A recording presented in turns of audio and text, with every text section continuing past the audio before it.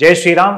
సద్గురు శ్రీ శివానంద గురువే నమః. ఈరోజు మనం రామాయణంలోని రాముడికి ఆశీర్వాదం ఇచ్చి రాముడి యొక్క బలాన్ని పెంచిన మరో అతి ముఖ్యమైన మహర్షి గురించి తెలుసుకుందాం. ఆయన శరభంగ మహర్షి. శరభంగ మహర్షి ఒక విధంగాను రాముడి వనవాసంలో రాముడు కలిసిన అత్యంత మహాత్ములలో తను ఒక టాప్ 3లో ఉంటారు.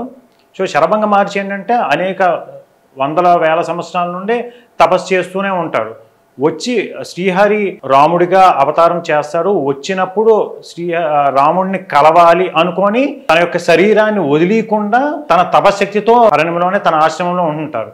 ఎప్పుడైతే సీతారామ లక్ష్మణులు తనని కలుస్తారో కలిసిన తర్వాత రాముడికి ఆశీర్వాదం చేసి రాముడికి చెప్తాడు, నీ గురించే నేను ఎప్పటి నుండో ఎన్నో వందల సంవత్సరాల నుండి ఎదురు చూస్తున్నాను.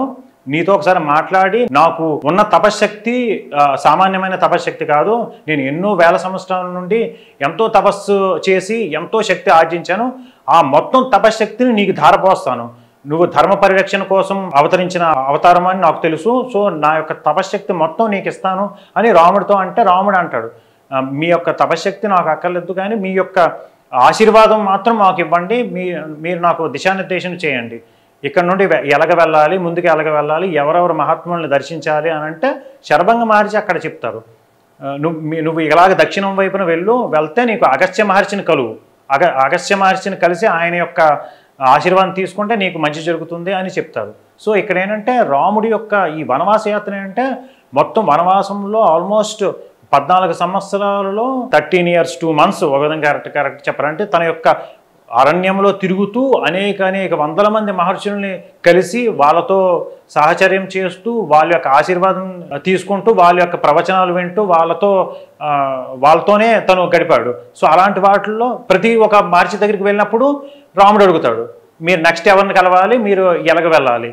సో ఆ విధంగాను ఈ Sharabhanga Maharshi one of the important. First మనం భరద్వాజ మహర్షి ఉన్నారు కదా, ఆయన తర్వాత తినగే డైరెక్షన్ ఇచ్చిన ముఖ్యమైన మహర్షి శరభంగ మహర్షి. శరభంగ మహర్షి డైరెక్షన్ అనుసరణ చేసి తర్వాత రాముడు దక్షిణం వైపుకి వెళ్ళి అగస్త్య మహర్షిని కలుస్తాడు. ఈ శరభంగ మహర్షి ఏంటంటే రాముడిని కలిసి రాముడికి ఆశీర్వాదం ఇచ్చిన తర్వాత, నువ్వు కలిసావు, నేను ఇంతవరకు భూమి మీద నేను వచ్చిన పని అయిపోయింది అని రాముడు, సీత అండ్ లక్ష్మణుడు చూస్తుండగానే తన తపశ్శక్తితో అగ్నిని రగిల్చి ఆ అగ్నిలో తన శరీరాన్ని దగ్ధం చేసుకొని తన యొక్క ఆత్మతో ఊర్ధ్వలోకాలకి స్వర్గానికి వెళ్ళిపోతాడు. శరభంగ మహర్షి అంతటి తపశ్శక్తి ఉన్నవాడు. సో శరభంగ మహర్షి ఒక విధంగా మనకి వాల్మీకి రామాయణంలో చెప్పినట్టుగానే అలాగే అనేక మంది మహాత్ములు ప్రవచనకర్తలు చెప్పిన కూడా శరభంగ మహర్షి యొక్క చరిత్ర మనం ఆలోచన చేసినా తెలుసుకున్నా కూడా మన యొక్క జన్మ ధన్యమైపోతుంది అని చెప్తారు. సో అలాంటి శరభంగ మహర్షి గురించి మనం రాముడికి తను దిశానిర్దేశం చేసిన కథ గురించి విని మనకు కూడా ధన్యమయ్యాం అని అనుకోవాలి. సో ఇప్పుడు మనం ఈ వీడియోలో శరభంగ మహర్షి గురించి తెలుసుకున్నాం. మరొక వీడియోలో మరో మహర్షి గురించి తెలుసుకుందాం. జై శ్రీరామ్.